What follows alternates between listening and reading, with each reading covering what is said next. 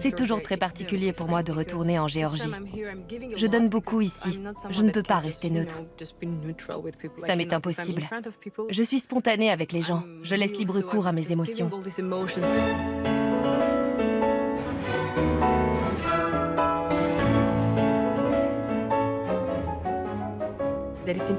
C'est important de revenir de temps en temps, même si ce n'est pas pour donner un concert. C'est un pays tellement vivant, tous ces liens humains très forts, ça réveille.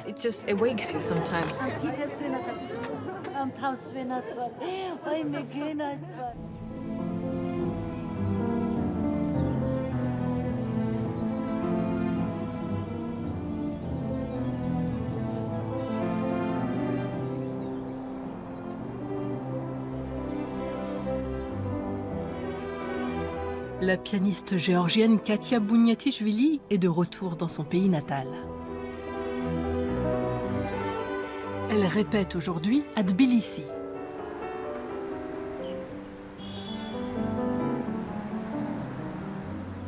Dans 2 jours, l'artiste donnera le concert d'ouverture d'un nouveau festival international de musique dans le village de Tsinandali, à l'est de la capitale. Au programme, le concerto pour piano de Robert Schumann. L'amphithéâtre qui accueillera l'événement est encore en construction. Le chantier n'est pas terminé.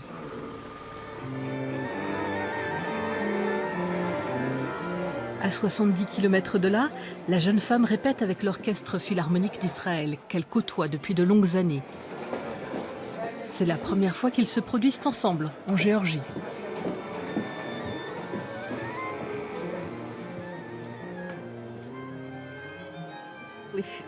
Vous pouvez prendre n'importe quel musicien du Philharmonique d'Israël et l'écouter jouer en soliste. Ils ont tous une hauteur de vue exceptionnelle. Ce ne sont pas des esprits étriqués concentrés sur leur petit travail. Quand ils jouent, le son est tout simplement extraordinaire. Zubin Mehta possède un charisme tranquille. Il répand la paix et l'amour autour de lui. C'est sa personnalité. Avant même qu'il se mette à diriger, il y a toujours un moment de silence. Il se prépare avec de très légers mouvements des mains. Tout le monde est déjà concentré. Pas stressé, mais simplement silencieux, serein. Et tout le monde perçoit cette paix et cet amour. J'en suis sûre parce que c'est mon cas. On va essayer. Oubliez le reste.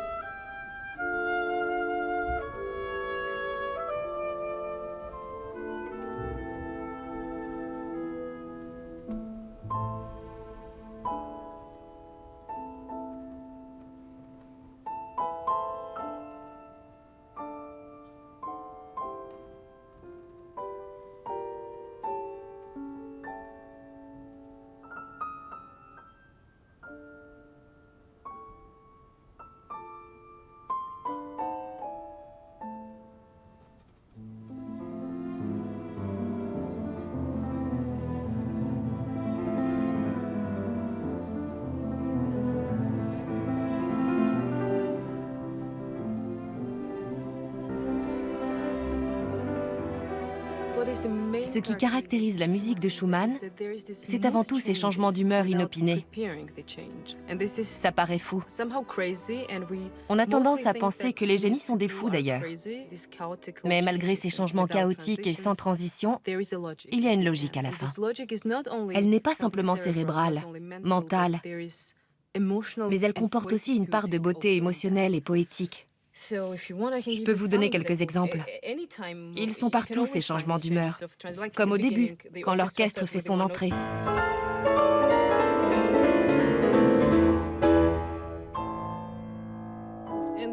Ensuite, on passe à l'orchestre. Là, c'était moi, après, c'est l'orchestre. On a soudain ce thème poétique qui renvoie à l'amour, très romantique et profond.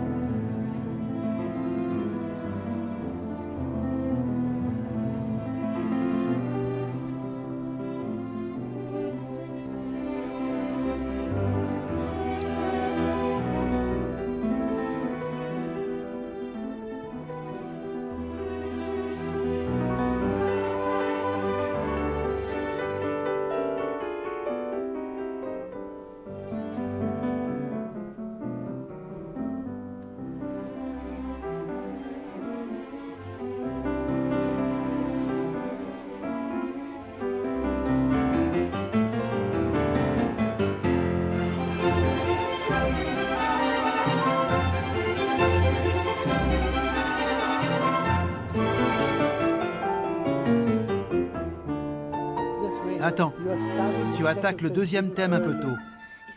Je peux jouer encore un peu plus vite? C'est possible? Si ça va musicalement. Où ça, la deuxième fois? La première aussi. On part du tempo, du thème. Je connais Katia depuis plusieurs années, mais Schumann est une première pour nous. Elle a les doigts extrêmement agiles. Elle peut faire ce qu'elle veut. On discute beaucoup pendant les répétitions. Elle est d'un naturel conciliant, et moi aussi. La dernière note, un peu plus longue. La dernière. On reprend. Dans le premier mouvement, elle introduit des variations de tempo, mais elle y met beaucoup de conviction. C'est ce qu'il faut faire quand on développe une interprétation libre. Et ça fonctionne.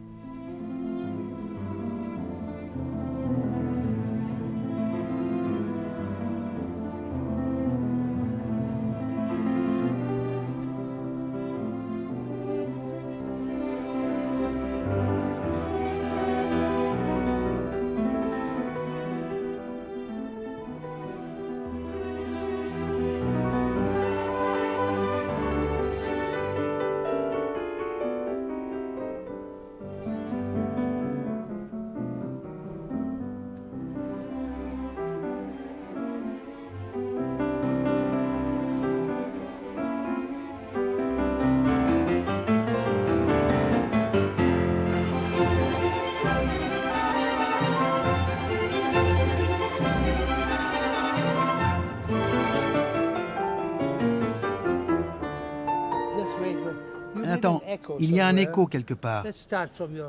On recommence. Mesure 1.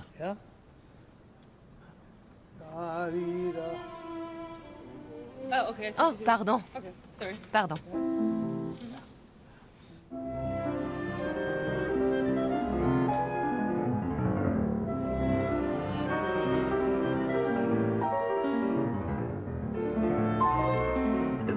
Il y a un passage où le changement est plus difficile à faire quand on joue avec l'orchestre. Seul au piano, j'ai tout pouvoir. Je fais tout. C'est facile de marquer ce revirement d'atmosphère. Avec l'orchestre, c'est plus difficile. On est plus nombreux, il faut le signaler aux autres. Le chef d'orchestre doit être précis.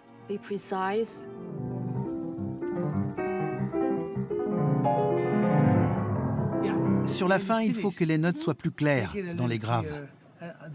D'accord.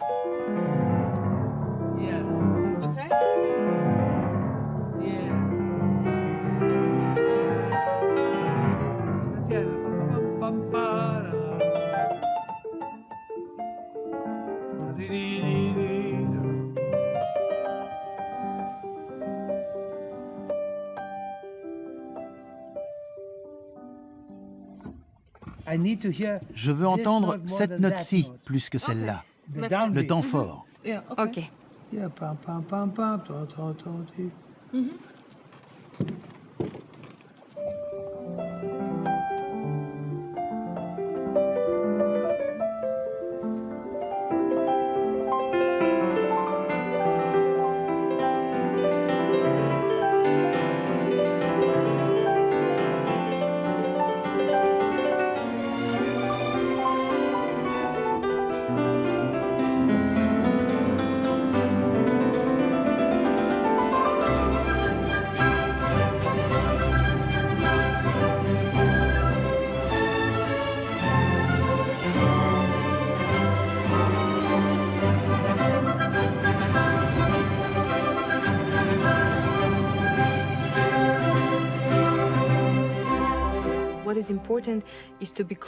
Il faut trouver une proximité mentale avec Schumann.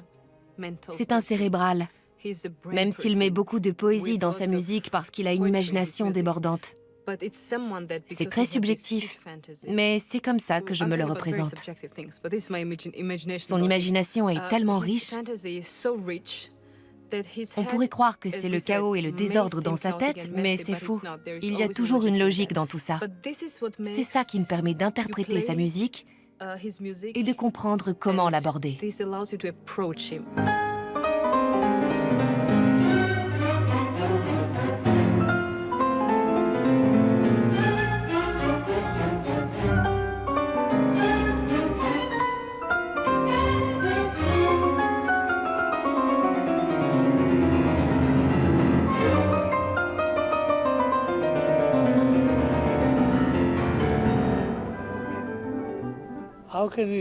Est-ce qu'on peut allonger les notes?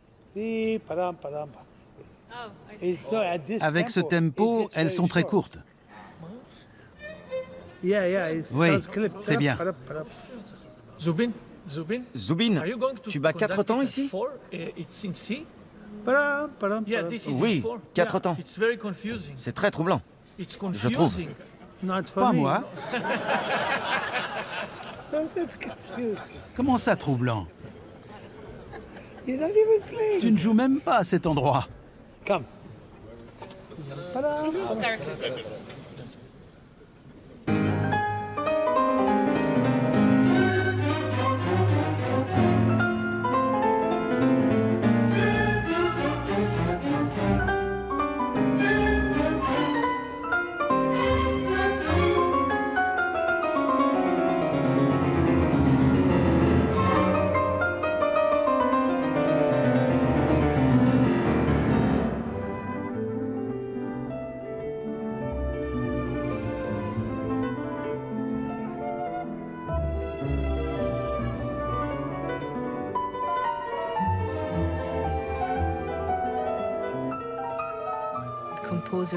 Chez les compositeurs comme Schumann, je peux mettre en valeur ses changements brusques et ses excès.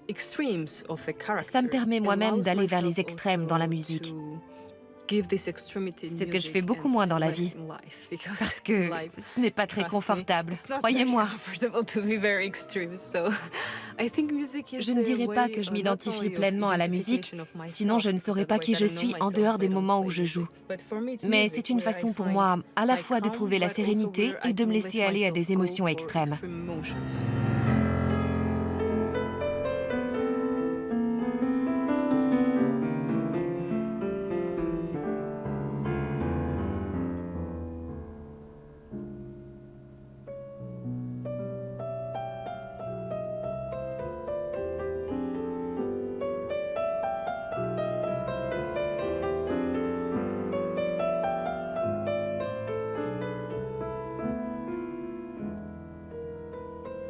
Le premier mouvement est une sorte de sonate, si on veut. La cadence composée par Schumann est parfaite pour un premier mouvement de ce type.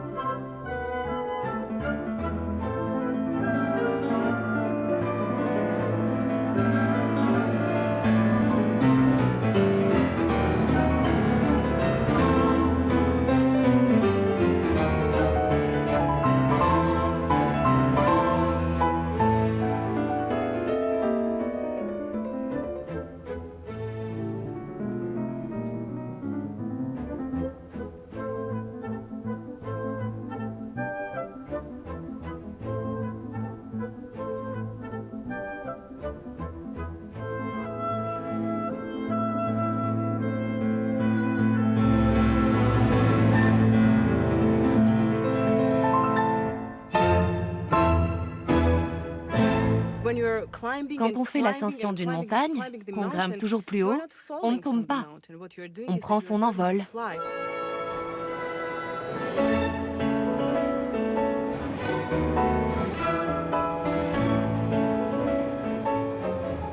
La mère de Katia Bouniatichvili l'accompagne souvent en tournée.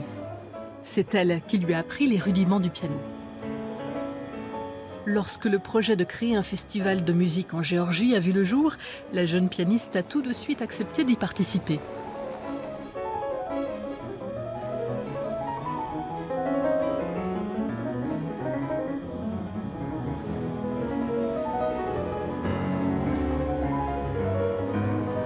À Tsinandali, une scène en plein air a été dressée. Par la suite, un centre de musique classique doit voir le jour ici, sur le site d'une ancienne cave viticole. Le festival se tiendra tous les 2 ans et accueillera des musiciens et des formations de renommée mondiale. Mais pour l'heure, il reste beaucoup à faire en coulisses, avant l'ouverture le lendemain.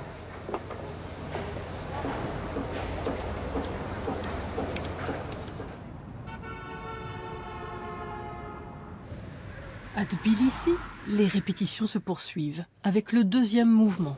Zubin Mehta et Katia Bouniatichvili n'ont plus que 24 heures pour se préparer. Il faudrait une chaise.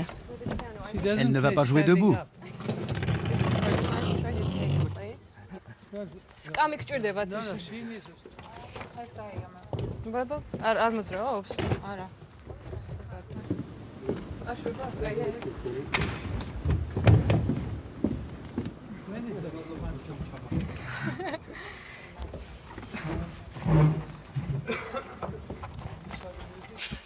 Il est très moelleux, ce tabouret. Tous les sièges d'ailleurs, je ne sais pas pourquoi.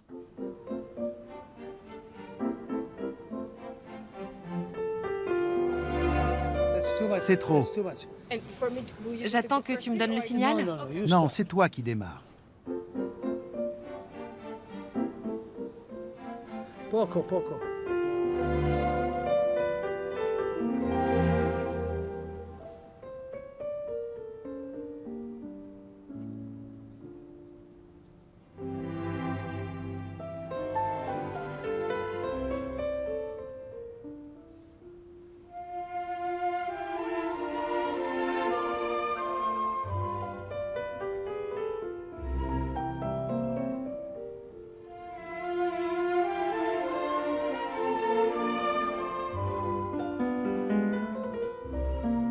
Spiccato.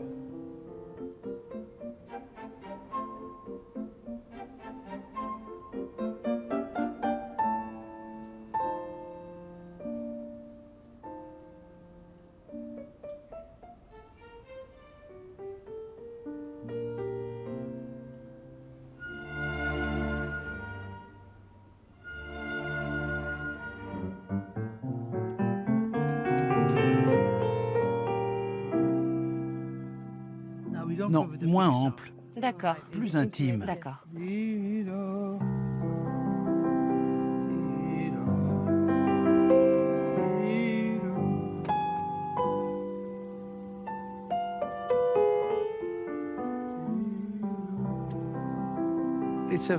C'est une interprétation très romantique. Le 2e mouvement est magnifique, dans un style classique. On a l'impression de devenir immatériel après cette longue ascension très physique. C'est là que réside la logique de la musique de Schumann et de sa pensée. Certaines personnes disent qu'il était fou. Moi, je crois tout simplement que c'était un génie.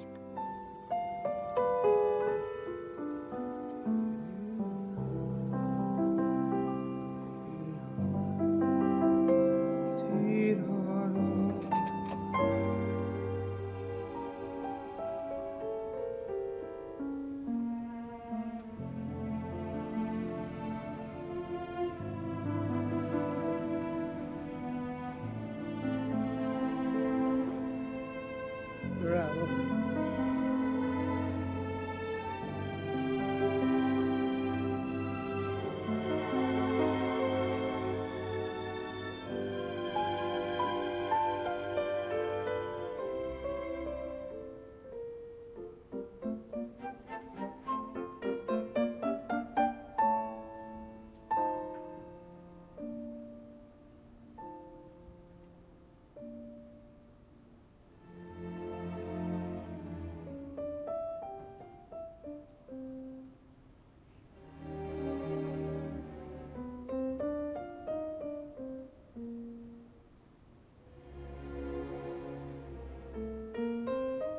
Pianissimo.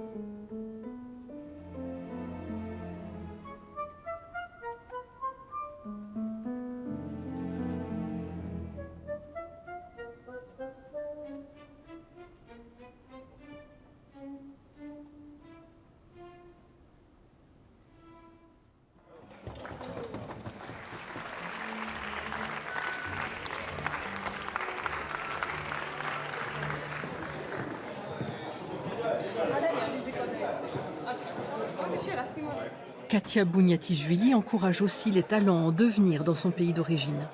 Entre deux répétitions, elle présente une jeune violoncelliste Zubin Mehta. Une chance pour l'artiste en herbe. La voilà, c'est elle. Bonjour. Donc tu joues du violoncelle? Oui. Montre-moi.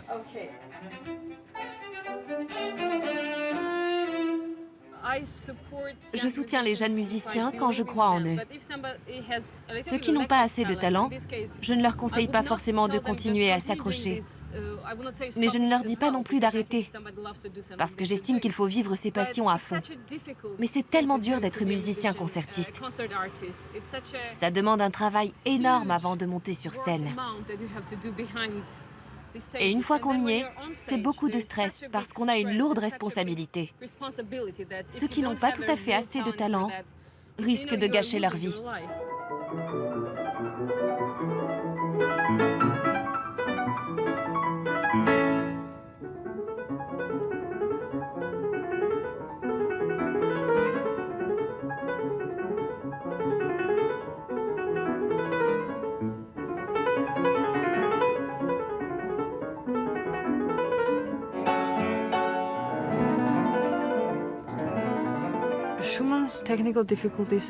Schumann présente des difficultés techniques très différentes de Liszt ou de Stravinsky, par exemple, qui requièrent une extrême virtuosité. Chez Liszt, il y a des passages comme, je ne sais pas, comme ça.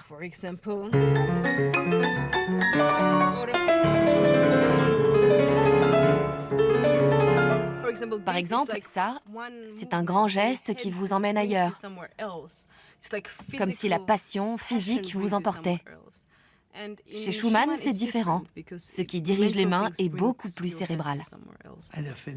Le final est un morceau redoutable. Beaucoup de pianistes s'y cassent le nez, parce qu'à un moment donné, si on n'est pas assez concentré, on a tendance à revenir au début.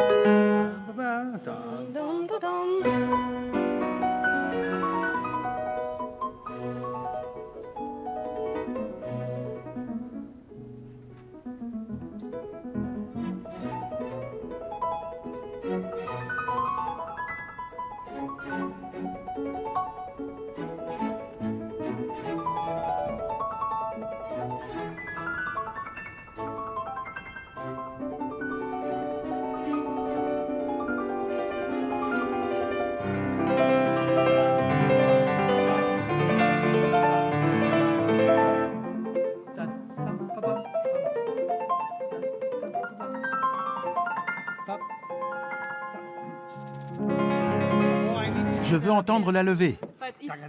Si je puis me permettre, c'était un peu imprécis, mais je voudrais y mettre plus de douceur, prendre un peu plus de temps. Je recommence. Très bien. Ce n'est pas précis. En fait, la première fois, je fais... Pardon. Et la deuxième... Là, je fais l'inverse. Oui, mais sur ces 4 notes, tu mets trop de rubato. On perd le rythme. Est-ce que ça va pour toi si j'y mets plus de douceur? Tu peux attendre un peu, mais après...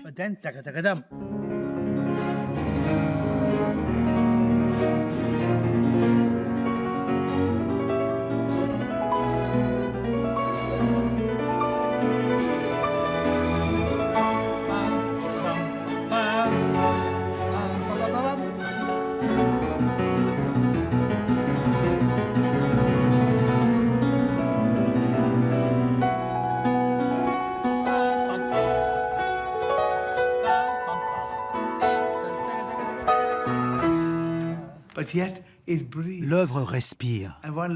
Et il faut laisser la pianiste respirer. Katia respire. Elle ne joue pas mécaniquement. Vraiment pas.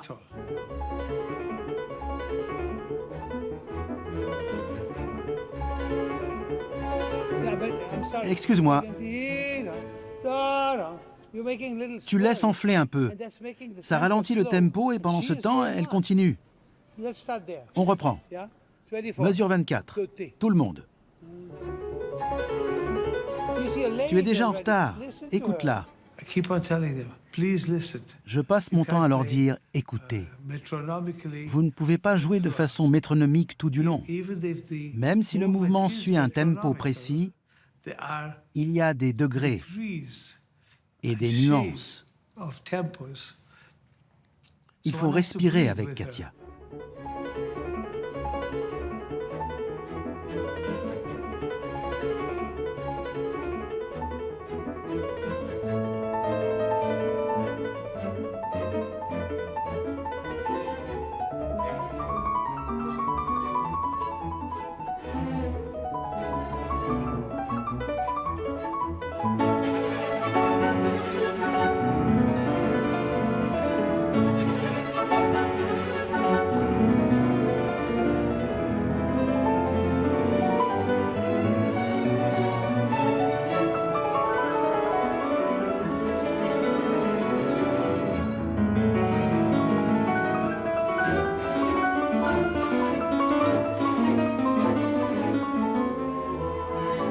Je vais faire un petit ritardando. Pardon? J'aimerais faire un petit ritardando. D'accord, Ça te va? on essaie. Essayons. On essaie. On va voir. Reprenons, s'il vous plaît.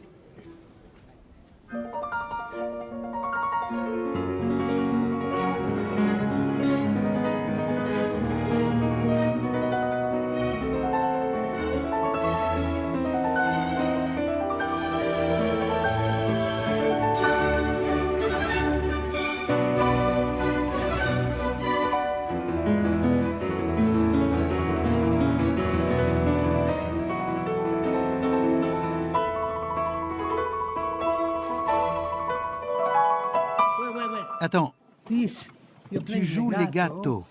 Ça devrait être staccato. D'accord. C'est le thème.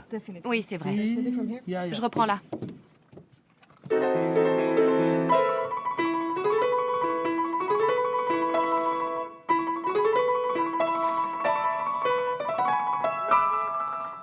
Je peux mettre un peu de pédale ou c'est trop?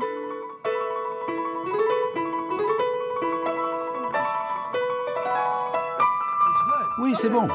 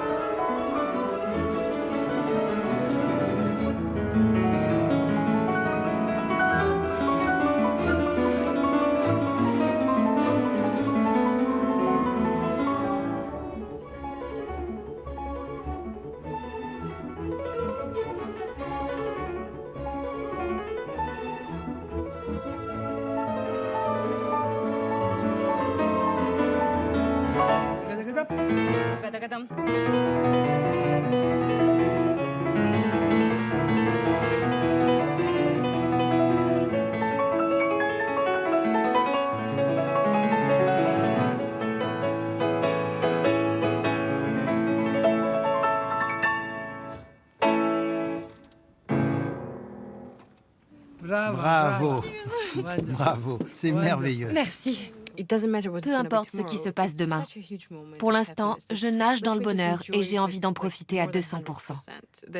J'ai vraiment adoré cette répétition.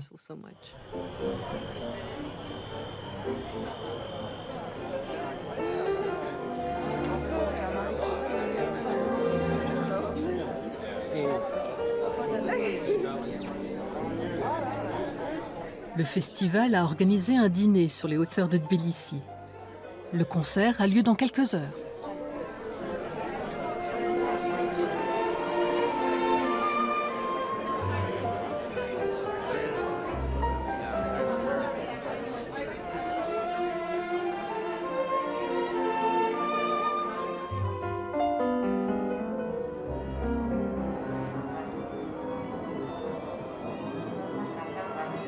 À Tsinandali, les travaux ont été achevés dans la nuit. Il ne reste qu'un peu de ménage à faire.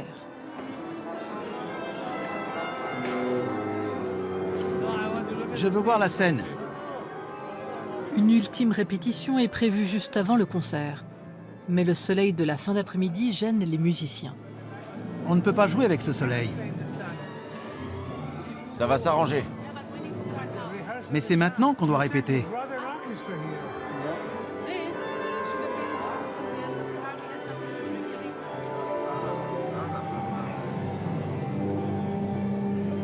Ah, le soleil!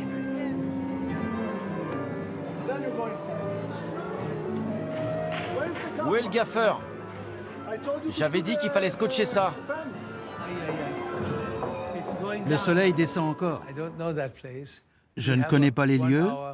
On n'a qu'une heure de répétition acoustique et je vais me concentrer sur le concerto. Ce n'est pas le piano de Katia. Il faut qu'elle s'y habitue.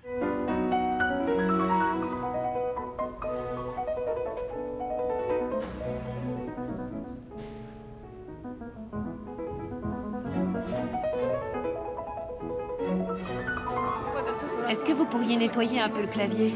Je transpire des mains. Oui, bien sûr. Avec un chiffon et un peu d'eau. Le concert d'ouverture sur la colline verte de Tsinandali attire des spectateurs venus de toute la Géorgie et même de plus loin. L'amphithéâtre de 1000 places aurait pu être rempli plusieurs fois aujourd'hui.